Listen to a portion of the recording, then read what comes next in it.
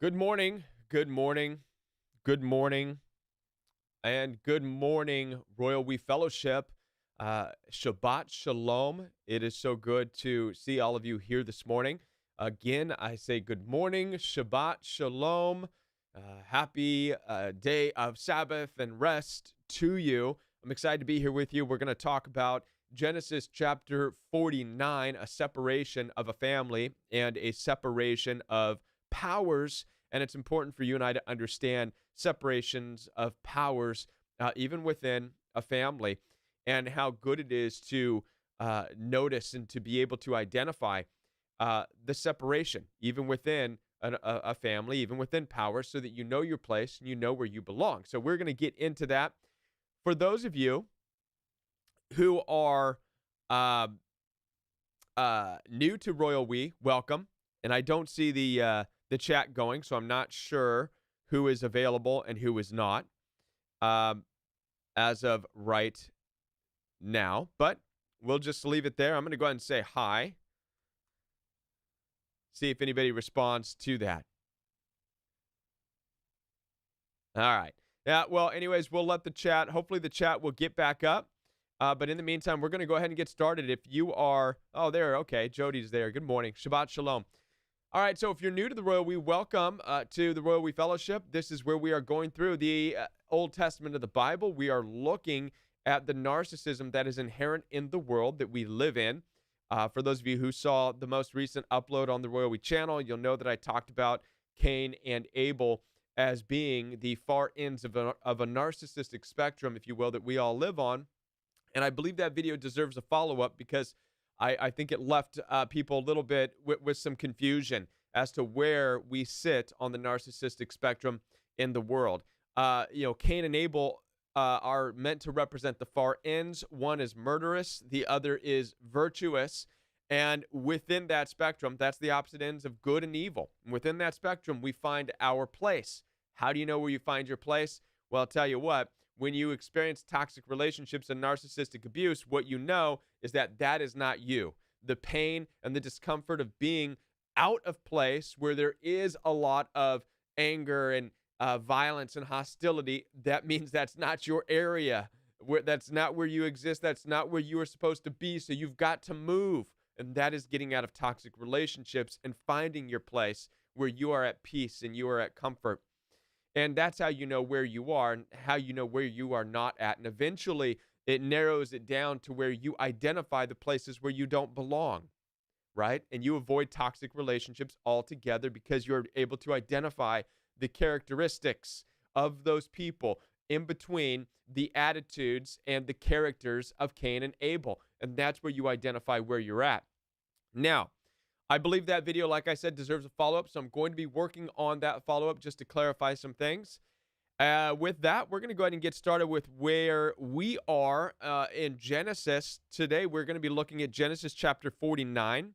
Now, we have been following in the life of Joseph, and Joseph was, in fact, conspired against by his own brothers. So there was, in fact, a lot of narcissistic abuse, hostility, anger, rage from Joseph's brothers who band together out of envy and jealousy and conspired to get Joseph out of their presence, right? Much like you and I experience that conspiring of certain narcissistic people within families or whomever, friends, and they conspire to trash you, right? This is the same thing Joseph went through. Joseph became the second in command of Egypt, ended up saving his brothers and his father. And now they've been back living in the presence of Joseph again. But Joseph is in a different place in life. Joseph is no longer a part of his brothers necessarily. Joseph is, in fact, an Egyptian. He is the second in command of Egypt. He has a new life, new wife, new children. This is now who he is, which takes him out of the realm of his brothers. Again, separation is key. When you are in toxic relationships, whether it's family, siblings, friends, whatever the case may be, separation is key. It's separation from that toxic relationship that is going to put you in the place where you need to be in life. And that is what happened with Joseph. Even though he didn't do it willfully, he was forced into a different place in life to be who he was called to be in this life.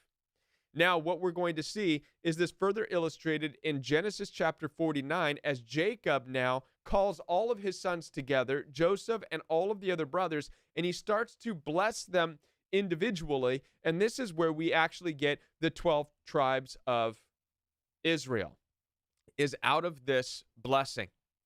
Jacob now understands, I'm sure as they all understood, the nature of how people need to separate and go their separate ways and do their own things, even of the same family. And this is Jacob calling his family together now, because remember, Jacob had a brother Esau. Jacob understands that he had to separate from his brother Esau. Esau was supposed to be the favored brother, and Esau was the man's man and this and that. And Jacob had to run, steal his blessing, and get out of there. So Jacob is well aware that family dynamics, brothers and siblings, are not meant to be close together forever. They've got to go out in their own unique callings, and they also have to understand their place on the narcissistic spectrum, if you will, that everybody lives on. So now Jacob's going to bless based on where his sons sit on that narcissistic spectrum that we have all been talking about now. So let's get into chapter 49. Genesis chapter 49. Then Jacob called for his sons and said, "Gather around so I can tell you what will happen to you in the days to come." Happen to you based on your character, based on where you are in the narcissistic spectrum. This is a time of honest judgment from the father, Jacob, towards the 12 tribes of Israel, towards his son. Reuben, he says to his firstborn, "My might, the first sign of my strength, excelling in honor, excelling in power." I'm going to stop right there real quick. Now, this is typical of a firstborn son. There's always so much excitement, usually around the firstborn in a family. They usually acquire, just by being the firstborn, this inherent idea of strength, of power, because they are the first, right? This tends to follow them as they grow, as they assume responsibilities, especially if they start to have siblings born after them. They assume a responsible role of stronger, the protectors in the family, if you will. That was Reuben. Reuben was that strong one, the protector, the oldest born son, the firstborn son. And so this is why Jacob calls him my firstborn, my might, the first sign of my strength. But then watch this, excelling in honor and power, because he was the oldest one. He was naturally put in that position. But watch this. He continues and says this, turbulent as the waters. Uh-oh, not good. You will no longer excel, for you went up onto your father's bed, onto my couch, and defiled it. What he's saying is you have taken your gifts, you have taken the rights of the firstborn, and you defiled it. You defiled it. So you will no longer excel. Now, it's important to understand that many of you had older siblings who, many of you have lived in the shadows of older siblings and were scapegoated in your own family. And unfortunately, you never heard those words from your parents. But you don't have to hear these words. Take it from Jacob, who is addressing Reuben, not because Jacob is the one who has power to take away whether or not he excels or anything like that. No, Jacob is saying, based on life principles, based on the God that we serve, you will no longer excel because of your turbulent ways, because you've went up on your father's bed, because you defiled it, because you defiled the strength and the honor that you were given. You're no longer going to excel. You didn't know what to do with it. So for those of you who were raised up in families where you had older siblings or any siblings who were known as the strong ones, who, whatever the case may be, while you were scapegoated, fear not, because your closure, your what's vindication, I guess, whatever the case may be, is right here from God saying, don't worry about those because they will no longer excel. They will reach a certain point where their strength and people notice them because of this and that, and it will go away. They will no longer excel because of their inability to rightfully use what gifts God has given them. That is Reuben.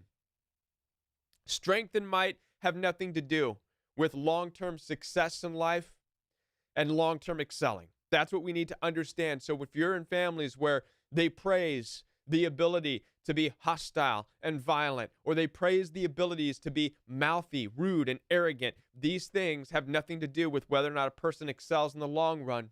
Yes, it may be effective in the short term. It may be effective against you and hurt you and damage you, and it does. But in the long run, it will get them nowhere. That's exactly what this message is to Reuben. Now, the next brothers, Simeon and Levi. It's their turn. And these two are together. Simeon and Levi are the next that Jacob talked about here in his blessing and his honest and interpretation of their lives and who they are. Simeon and Levi are brothers. Their swords are weapons of violence. Let me not enter their council, and let me not join their assembly. For they have killed men in their anger, and hamstrung oxen as they pleased. Cursed be their anger so fierce, and their fury so cruel. I will scatter them in Jacob, and disperse them in Israel. Now here we are. We see Jacob talking about Simeon and Levi, two brothers that he has observed. And again, when we talked about that narcissistic spectrum that we all live on, this is what baffles people, right? How do you know where you're at?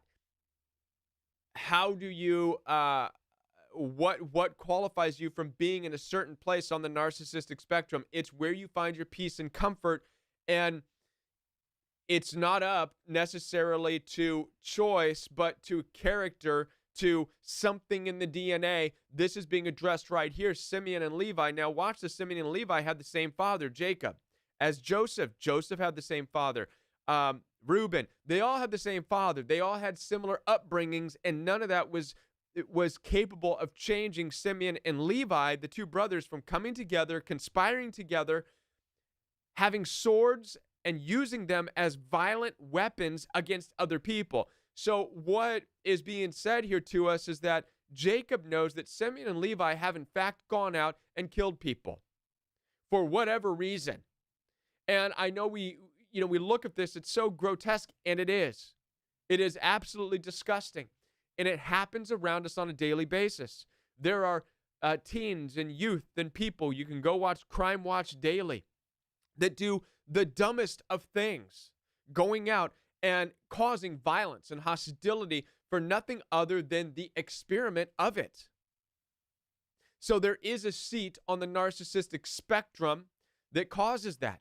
And now it's not necessarily just left up to choice, because again, if it's all just choice, then that means that they would be able to be talked out of it to make the right choice. But as we've known and as we've come to understand, with narcissistic people, with people with certain characteristics, there's no talking them out of it.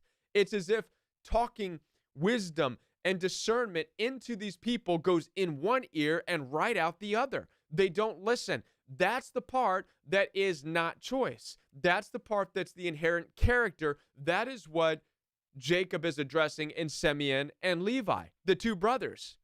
He's saying that you guys cannot make the right choices. You use your weapons as for violence. You take pleasure in hamstringing oxen, not to eat, but because it pleases you.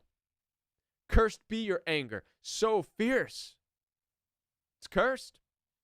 I will scatter them in Jacob and disperse them in Israel. So if there's even people in your family, in your circle of friends, whoever, hopefully you're getting away from. And by the way, here's what Jacob has to say about these types of people, even if it's your own family. Let's go to the top real quick. I want to reiterate this. It's important. Simeon and Levi are brothers. Their swords are weapons of violence. Let me not enter their council. Let me not join their assembly. Basically, he's establishing no contact with his own sons on this account. You guys are so violent. You take so much pleasure in causing pain and hurt in this world.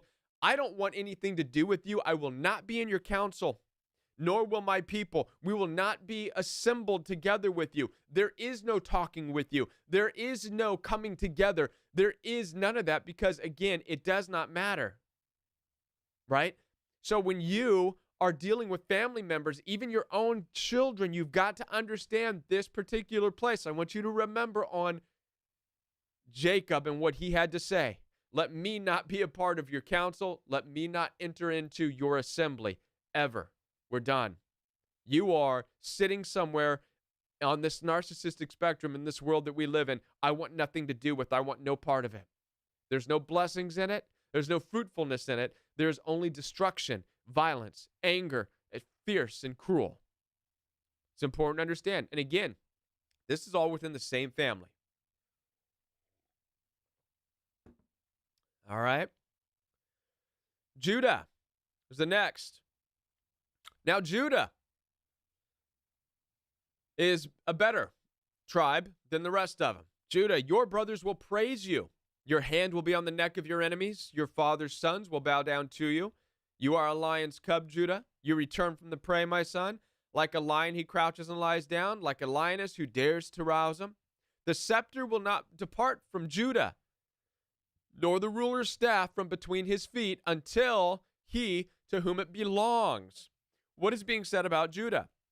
Well, who is Judah amongst his brothers anyways?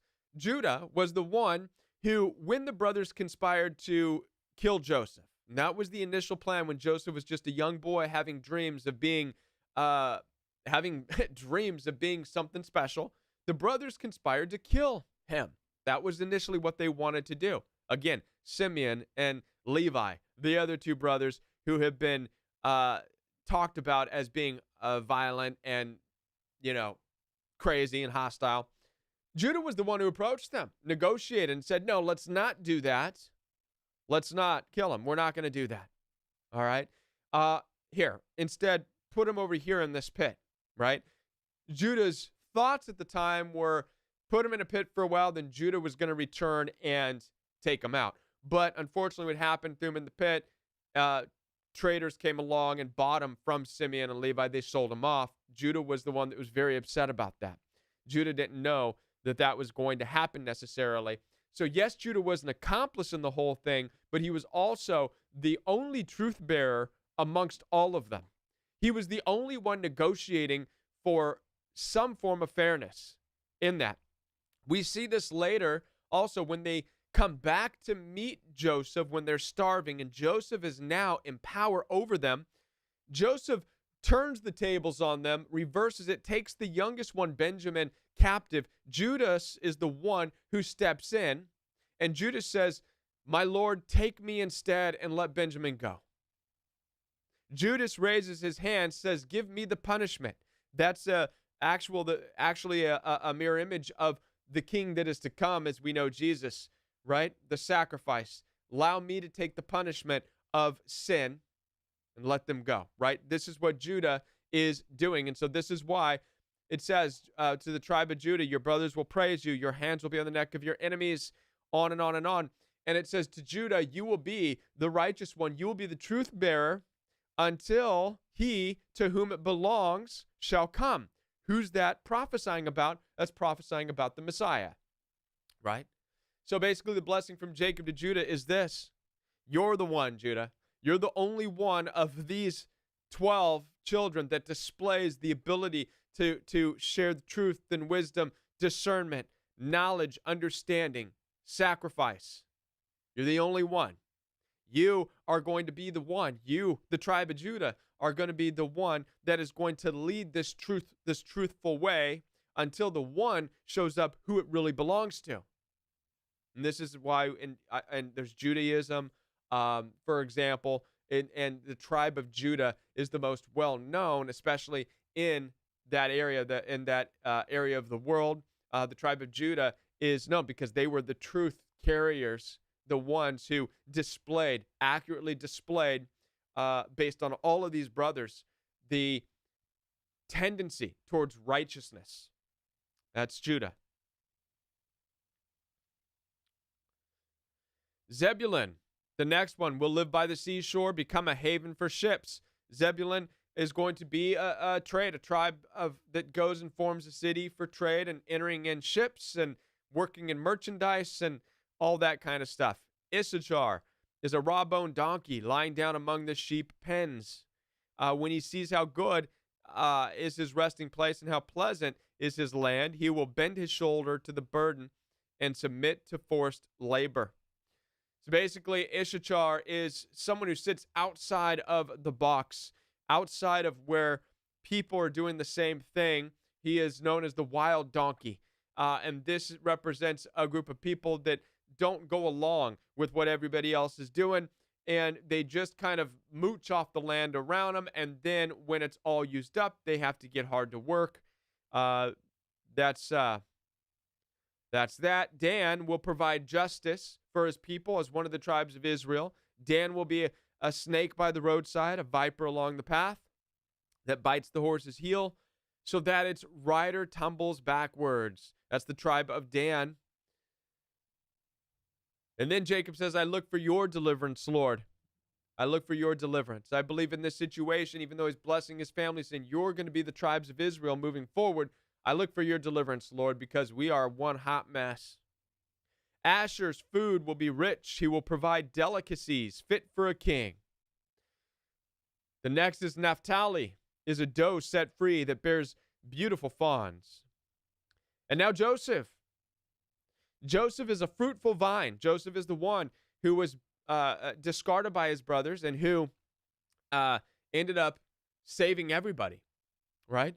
Joseph is a fruitful vine near a spring, whose branches climb over a wall. With bitterness, archers attacked him. They shot at him with hostility, but his bow remained steady. So what this is saying is that Joseph is a fruitful vine. And a vine, if you imagine, grows in all different directions. It's so vast that archers, even enemies, bad people that want to get rid of that vine, are drawing their bows out of envy, saying we don't like that vine and its fruit and how and what it's capable of doing for all kinds of people. We want to take it down. So they're striking it with bows, but they can't because the vine is so great. It's overwhelming to even the archers. And that is Joseph. Joseph represents that. He was thrown away, discarded by his brothers out of his brothers, especially Simeon and Levi, out of their cruelty and their anger and their hostility and their tendency to violence. They tried to get rid of Joseph, but they could not, because the fruitful vine of Joseph was already established to grow beyond them. So he's saying that your fruitfulness will continue no matter what, no matter who tries to hurt you. This is an important message for you and for me. For those of you who do the right thing, who want to do the right thing, for those of you who have been pushed out of family dynamics and social circles on the account of the envy and jealousy of others when you've done nothing wrong, know this, that your vine is still fruitful. And even though those nasty people in your family or in the social circles or at your work were firing their darts at you, even though they came at you, they will never destroy all of your fruitful vines. You will continue to grow and flourish. So let them fire their arrows at you. They're just going to, and it might hurt as it hits, but it's not going to stop your fruitfulness. Then the last one, Benjamin is a ravenous wolf. In the morning he devours the prey. In the evening he divides the plunder. Doesn't look too good for Benjamin. Benjamin is Joseph's youngest brother, and it looks like he is just a ravenous wolf. So that tribe, the tribe of Benjamin, is basically, that doesn't look good, right?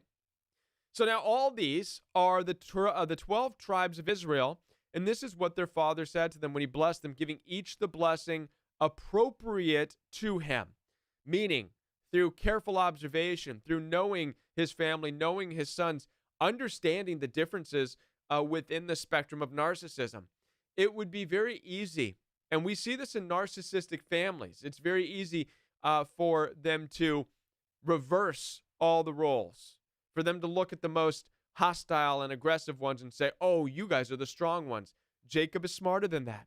He looks at this and he says to the hostile and aggressive ones, you're going nowhere. He looks to the ones that were betrayed, abused, and he says, you guys are the ones that had anger and hate thrown your way, and you guys are going to be the ones that succeed. The message in this to you and to me is to understand that don't worry about those who came at you and attacked you with hostility, anger, and aggression, because they will fall apart. Even if you don't see it right now, they will fall apart. You who were pushed out, you who didn't involve yourself in that anger and aggression, will be blessed. That is the story. That is the blessing. That is of Jacob to his sons, the 12 tribes of Israel. With that, we're going to go ahead and wrap it up. And once again, Shabbat Shalom, everybody. I'm so grateful for you that you are here. And want to let you know that I'm going to be posting videos. I'm going to be posting some answer videos, hopefully, to recap and better understand the narcissistic spectrum based on Cain and Abel that I recently talked about. And so pay attention for, or watch out for those videos. And there's going to be other videos coming out this week. I hope everybody has a good and a safe celebration of Independence Day. I'm also going to try and put out a video about the celebration of independence. Hopefully, I'm going to be working on that today to get that out either later today or tomorrow. So with that, blessings to you, everybody. Shabbat Shalom. Have a very good weekend, and we'll see you next Saturday morning, next Shabbat, right here on Royal We Fellowship. All right. Bye, everybody.